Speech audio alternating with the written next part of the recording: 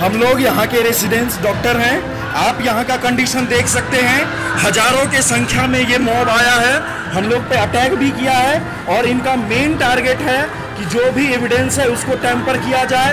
और यहाँ का जो लोकल पुलिस है ये कुछ भी कंट्रोल नहीं कर पाया है, हम लोग पे अटैक किया गया है। और ये सारे मॉब की स्थिति आप देख सकते हैं क्या किया है इन्होंने। हम लोग आरजीकर मेडिकल कॉलेज के रेसिडेंट्स डॉक्टर हैं, इन लोगों ने हम लोग पे अटैक किया। अभी हम लोग छुप के दौड़ के सभी भागे हैं। आप स्थिति देख सकते हैं यहाँ पे, it is completely uncontrollable. We demand central force आए और हमें प्रोटेक्शन दे।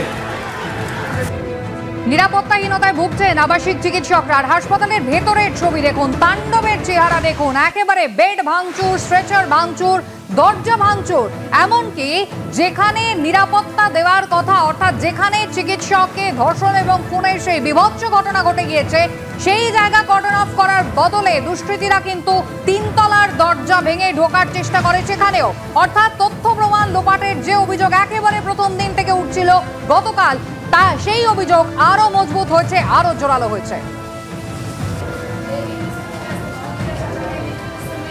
সুদীপ্ত আচার্য আমাদের সঙ্গে রয়েছেন এই মুহূর্তে, একেবারে হাসপাতাল প্রিমাইসেসের ভেতর থেকে সুদীপ্ত রয়েছেন। সুদীপ্ত, তাণ্ডবের ছবি তোমার পিছনে সর্বত্র আমরা দেখতে পাচ্ছি।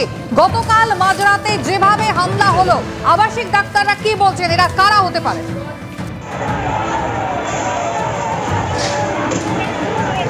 একদমই, স্বাধীনতার বয়স হলো ৭৮ এবং সেই দিন যে লজ্জাজনক ছবি দেখছে বাংলার মানুষ, তাতে কিন্তু লজ্জায় মুখ ঢাকতে হয়। আমার সহকর্মী সুবীর রায় সেই ছবি দেখাচ্ছে। একদম প্রথম থেকে তোমাকে দেখাবো, যেখানে এমার্জেন্সি ওয়ার্ডের প্রবেশপথ, সেই এমার্জেন্সি ওয়ার্ডের প্রবেশপথের দুটো কোলাপসেবল গেট রীতিমতো দানবীয় আক্রমণে ভেঙে ফেলা হয়েছে এবং ভেঙে ফেলে সেই মব যে মিছিল হচ্ছিল সেখান থেকে যে দুষ্কৃতীরা ঢোকেন এবং তারপরে এই এমার্জেন্সি ওয়ার্ডে ঢোকেন। এবং এমার্জেন্সি ওয়ার্ডের প্রথমেই এইচডিইউ ওয়ার্ড রয়েছে এবং এইচডিইউ এর পরপর বেড রয়েছে। দেখা যাচ্ছে প্রায় ৭-৮খানা বেড রয়েছে এইচডিইউ এর এবং জীবনদায়ী বিভিন্ন রকম যন্ত্রপাতি রয়েছে। সেখানে কিন্তু তাণ্ডব চালান যারা দুষ্কৃতী এসেছিলেন। আমার সহকর্মীকে দেখাতে বলবো ঠিক কোন সময় তাণ্ডব হয়েছিল সেটা কিন্তু এখনও এখানকার যে এইচডিইউ ওয়ার্ডের ঘড়ি রয়েছে সেই ঘড়িতে ধরা রয়েছে। ১২টা ৩৭ বেজে কিন্তু এই ঘড়িটা বন্ধ হয়ে গেছে, অর্থাৎ এই ওয়ার্ডে কিন্তু 12টা ৩৭-এ দুষ্কৃতীরা তাণ্ডব চালান এবং তারপর কিন্তু তারা এগোতে থাকেন।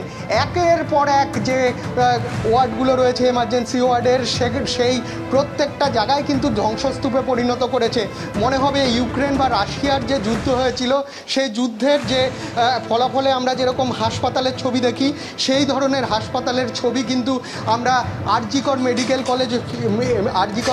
কলেজ ও এমার্জেন্সি ওয়ার্ডে দেখতে একেবারে ধ্বংসস্তূপে পরিণত হয়েছে এই মুহূর্তে আরজিকর মেডিকেল কলেজ। এবং সব থেকে বড় কথা, যে জায়গাকে কেন্দ্র করে এই এত বড় একটা আন্দোলন সংগঠিত হয়েছে, জনজাগরণ হয়েছে এই শহরের পথে, সেই জায়গায় কোথায় নজরদারি বাড়ানো হবে তার বদলে পুলিশ সেখানে নিষ্ক্রিয়।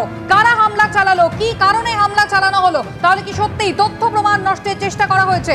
হাসপাতালের কর্মী কি বলছেন শুনুন এবার।